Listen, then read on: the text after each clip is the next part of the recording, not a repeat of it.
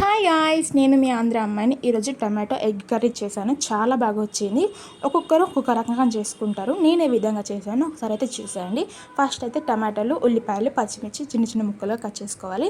తర్వాత స్టవ్ వెలిగించి స్టవ్ మీద ప్యాన్ పెట్టేసి ప్యాన్లో కొంచెం ఆయిల్ వేసి ఆయిల్ హీట్ అయిన తర్వాత దాంట్లో తాలింపు గింజలు, ఉల్లిపాయలు, పచ్చిమిర్చి, కరివేపాకు వేసుకొని కలర్ చేంజ్ అయ్యేంత వరకు ఫ్రై చేసుకోవాలి.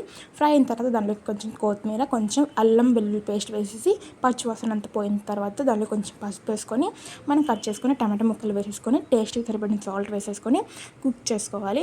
కుక్ అయిన తర్వాత దానిలోకి కారం వేసేసుకొని కొన్ని వాటర్ పోసుకొని ఒక 2 minutes కుక్ చేసుకోవాలి. కుక్ అయిన తర్వాత దానిలోకి ధనియాల పౌడర్ వేసేసుకొని నేనైతే ఒక 3 గుడ్లు అయితే పలగొట్టి వేసేసుకుంటున్నాను. వేసిన తర్వాత ఏమంటే కలబెట్టుకోకూడదు. ఒక మూత పెట్టి ఒక 1 minute ఉడికించుకోవాలి. అది ఉడికిన తర్వాత ఒక 2 minutes మళ్ళీ కలబెట్టుకొని ఉడికించుకున్నామంటే టమాటా ఎగ్ కర్రీ రెడీ అయిపోతుంది. టేస్ట్ అయితే అదిరిపోతుంది. మీరు ఎలా చేస్తారో కామెంట్ చేయండి. వీడియో నచ్చితే లైక్ చేసి నా ఛానల్ని సబ్స్క్రైబ్ చేసుకోండి. Bye bye.